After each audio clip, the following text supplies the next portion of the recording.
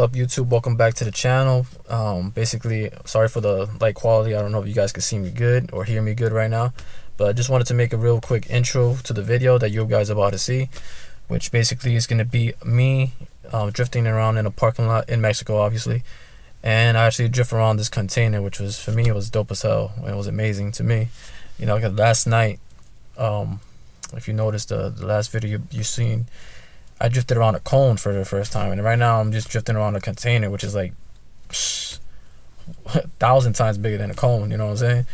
So I'm glad that I did that. I know I didn't drift it all the way around completely, as you're gonna see in the video, but it was a start. You know what I'm saying? I'm skipping steps the way I see it. But I hope you guys enjoyed the video because it's actually done in the daytime, so you guys can actually see how the car looks drifting in the daytime than always seeing at nighttime, which I always go at night. So it's a good, you know, this is a good video for me because it actually shows more and you can see more, especially the way I drive and drift. But I hope you guys enjoyed the video, and make sure that you stay all the way to the end so you can subscribe, like, comment, and share my video, alright? So enjoy.